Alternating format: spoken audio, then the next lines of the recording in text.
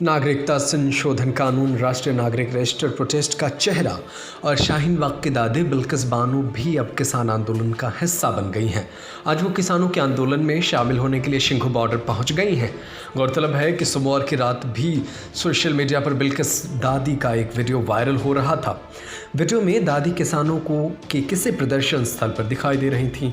दादी के साथ चल रहे लोग वीडियो में कहते हुए सुने जा रहे थे कि यूपी से लौटते हुए वो किसानों का हाल चाल लेने के लिए रुकी हुई है।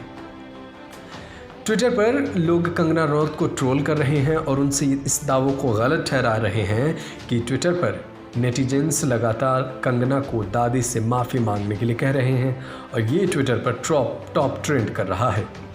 ये बात तब शुरू हुआ जब टाइम मैगजीन की 2020 में 100 सबसे प्रभावशाली लोगों की सूची में बिल्किस बानो का नाम शामिल किया गया था।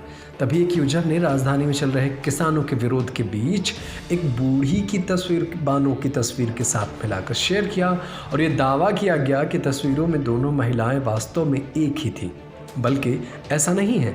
बिल्किस दादी नागरिकता संशोधन कानून के विरोध में चल रहे प्रदर्शन के दौरान केवल खास मौक़ों पर नजर आई थी। वे सुबह से लेकर रात तक ही धरना देती दिखाई देती थीं।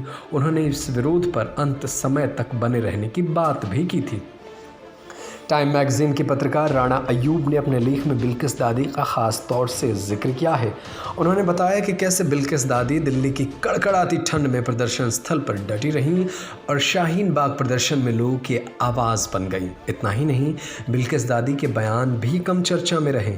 प्रदर्शन के दौरान जब उनसे पूछा गया तो उन्होंने साफ कह दिया कि हम नहीं बताएंगे क्योंकि उनके पास दस्तावेज़ नहीं है।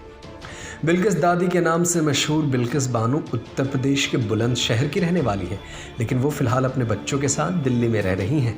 उनके पति खेती से मजदूरी किया करते थे, जो अब इस दुनिया में नहीं है।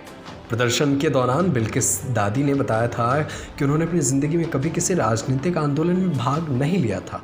इससे पहले वो केवल एक घरेलू महिला हुआ करती थी, लेकिन सरकार के नियम और कायदे कानूनों से परेशान और आहत होकर के वो लगातार अब प्रदर्शनों का हिस्सा बन रही हैं।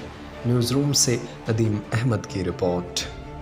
Subscribe to our YouTube channel and press the bell icon to get the latest updates.